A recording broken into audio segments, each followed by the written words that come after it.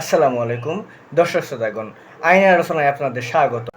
আজকে আমরা বৈমাত্রীয় বোন বা কনজেনগুইন সিস্টারদের মাঝে কিভাবে সম্পত্তি বন্টন করতে হয় সে সম্পর্কে আমরা জানবো। তাহলে চলুন আলোচনা শুরু করা যাক।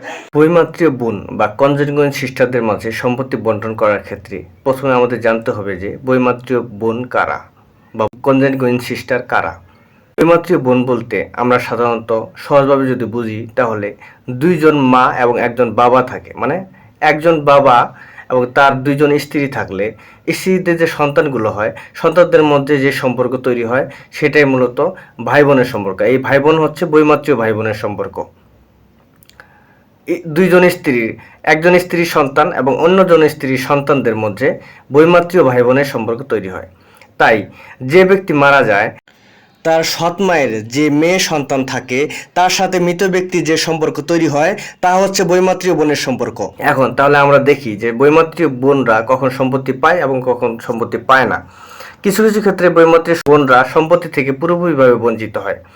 যদি পুত্র, পুত্রের পুত্র, পুত্রের পুত্রের পুত্র এইভাবে নিচের স্তরে যা কেউ থাকে, পিতা, পিতার পিতা, পিতার পিতার পিতা এইভাবে উপরের স্তরের কেউ থাকে, বা দুই বা ততোধিক সহোদর বোন থাকে, বা একজন সহোদর ভাই থাকে, তাহলে বৈমাত্রীয় বোনরা কোনো সম্পত্তিতে অংশগ্রহণ করতে পারে না।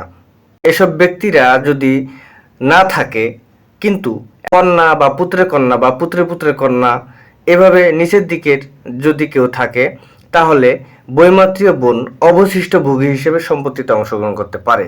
আর উপরের এরকম কেউ না থাকলে তবেই বৈমাত্রীয় বোন একজন হলে হাফ অংশ, একাধিক হলে 3/2 অংশ, এবং একজন সহোদর বোন থাকলে বৈমাত্রীয় বোনরা 6/1 অংশ, তারা একজন বা একাধিক হোক 6/1 অংশ পাবে।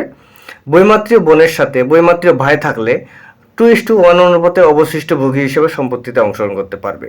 এটাই মূলত বৈমাত্রীয় বোনদের মধ্যে সম্পত্তি বন্টনের প্রক্রিয়া। আশা করি আপনারা বুঝতে পেরেছেন। আগামী ভিডিওতে আরও অনেক গুরুত্বপূর্ণ শেয়ারদের সম্পর্কে আমরা আলোচনা করব। আজকে এ পর্যন্তই। আল্লাহ হাফিজ।